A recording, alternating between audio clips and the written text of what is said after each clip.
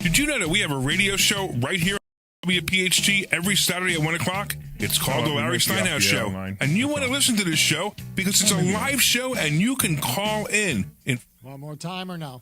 Nah, I can bring it in. 855. Yeah, we're at like 4.5 now. Yeah, I know. That's 37. what I gotta And when you call in, you can ask All right, we're coming back. the stock market, even politics. Make sure you tune in. 1 o'clock. You couldn't stick the landing. Schooling. This program is paid for by Investor School. You're back.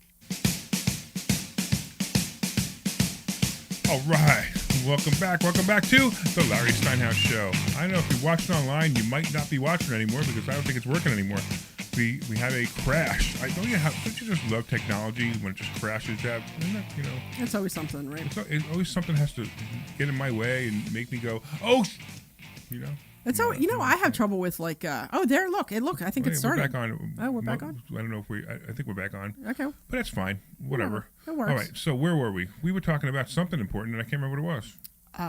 All my properties. No, we were talking about how you're already a real estate investor, even if you have one property. Yeah, you're a real estate investor whether you have one property or not. It's all good. So a lot of people get confused. They get scared. They get nervous. Don't worry. You are a real estate investor. You're a real estate investor if you have one property or two properties or three properties. And you're going to be a real estate investor if you decide you want to be. So I want to talk about the stock market because I said I was going to talk about the stock market after the break. Right. Why don't we do that? So the other day, the stock market crashed, went down, 695 points. Now, 695 points a long time ago was a lot. Okay. Now, it's not that big of a deal at 50,000 or 50,866, which is what the Dow is at right now, right? Okay. Even the S&P down 200 points. The NASDAQ was down 4.18%, which is pretty bad. But mostly what's going on right now is all the tech stocks are deciding that, hey, we're too high now, and we don't want to be in the crash situation. So the steak and tuna series, right? The steak and tuna theory. Steak and tuna theory. Yeah, the steak and tuna theory, which is basically how I describe the stock market. It works very simple, where you have people on Wall Street. Okay, I found this on the web. Oh my goodness, Siri! Siri's talking to me. Siri's talking to you about steak and tuna go together. They do go together. That's so awesome. And steak and tuna go together. That's this so is how they funny. go together, right? That's hysterical. Right. So what happens is, you have these money managers, and they make money every week. If they make money on your account, if they make money like I do, and when I do my fund, they go and they take their wife, their girlfriend, or their mistress, right? You've heard this so many times. I know. I've heard a lot. Or all three. Out to a steak dinner at Capitol Grill, which is right down the road from Wall Street, at Nassau at 120 Broadway. Anyway. So the reason they do this is because what they want to do is they say, hey, listen, we've made enough money right now. The stock's up. I'm going to sell. And then they sell. And then the next person goes, hey, I want to have my steak dinner too. And they sell. And if it keeps cascading, all the people sell to take their profits is basically what's happening. And then eventually the stock starts to go down. And if the person waited too long, they end up with a tuna sandwich. Tuna fish sandwich for dinner. Exactly. So that's what basically happens, what's happening right now, especially with the tech stocks. I mean, some of these tech stocks are ridiculous. Like SanDisk stock, the company went from 37 at the low this year. You ready? To what? 1,800. No way. 52-week range. Wow. 1,800. Wow. Now, that's insanity. Wow. That's not normal. So that, first of all, that's a great put play, by the way. It's right around 1,500 right now. Wow. It's a great put play. It'll be below 1,000, I'm going to say, within 2 months. But it's amazing that these stocks skyrocketed like this. Wow. And then you have all these other stocks like Nvidia, all these other stocks doing the same thing that Nvidia is already done. It's kind of like just inching up now, and then it comes down, then it inches up. Nvidia right now is at 204. I like Nvidia when it's at 180. I think Nvidia at 180 is a great play. It's just funny that that all these stocks are doing this. My biggest problem is, right? Remember that like for years I avoided Bitcoin. Yeah.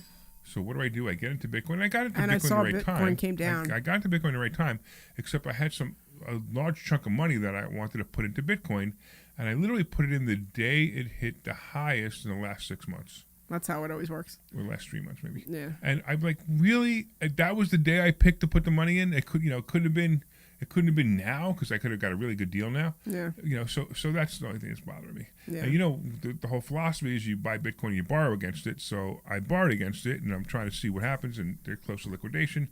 But Bitcoin is at 60,732 right now, which is really low for Bitcoin. It actually fell below 60,000 for a couple of minutes the other day. Now the question is, how far will it go? At 55,000, they're going to liquidate my loan, and that's not going to make me happy. Now it's not going to make me miserable. It's not, whatever. I've taken losses much worse than that, but it would because I'm trying to do this experiment about buying Bitcoin and borrowing against it, and that would ruin the experiment. That would actually blow it up. Yeah. So I have to redo it. Is basically what happens. I'd have to redo it. I've been buying a little bit of Bitcoin every day. I think I buy like $35 a day or whatever, something like that. Fabulous, especially now. You'd be really happy. Yeah, so because I noticed it coming down, so whatever. So it's cheaper. I can get more for whatever. It's cheaper to buy, but whatever. It's whatever. I'm not really worried about it. For $35 a day, I'm not going to stress over it. You know what I mean? So then the other surprise. You ready? Silver. Silver is below 68. That's surprising. Yeah, because it was up. Wasn't it up at like 70 for a while? 75 would be normal for me. I mean, it's probably not. It's probably just going to be a temporary thing anyway. It's a good time to buy probably. Yeah. But, silver will go back to 100 in just a matter of time. But it's just surprising that silver's below that. Now, I see gold falling, and I believe gold is way overvalued. Silver is probably dead on, right around 75, 80. But gold is overvalued, and I don't see gold falling as fast as silver. I see gold falling now. Gold is down to 4,300. And again, it's like, all these people are investing, and they all invested, and what happened? They ended up hurting. Okay, so why don't we get some callers? Somebody call in 855-939-1137. Oh, wait, I'm not going to do that anymore. Debbie does it much more sexy than I do. 855-939-1137. Ooh, compare that to, wait. Glenn, can you isolate one Omri voice? One Omri phone number voice, like just one phone number. I'm gonna do a comparison of the two. There we go. Yeah, I can just play one. So go ahead, play one. 855-939-1137. So okay. 855-939-1137. Play the other one, Glenn, again.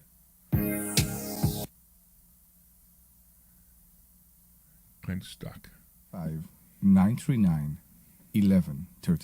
Okay, Deb. 855-939-1137. Man.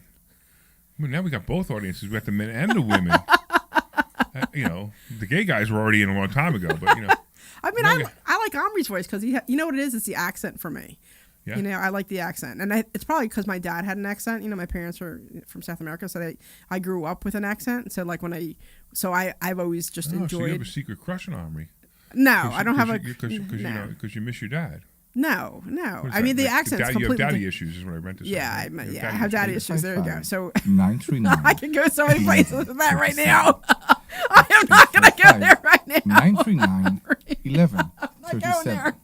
Call us at 855-939-1137. Okay. But no, I mean, plus the accent's very different, right? It's a South American. So when I hear a South American accent, I pick it up right away, and I'm like, ooh, that's nice to hear. And you can speak Spanish, too.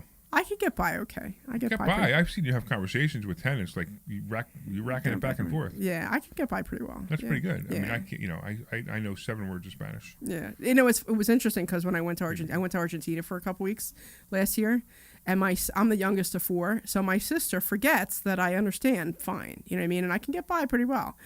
And her husband, the guy she's married to, he doesn't speak any English, any Spanish at all.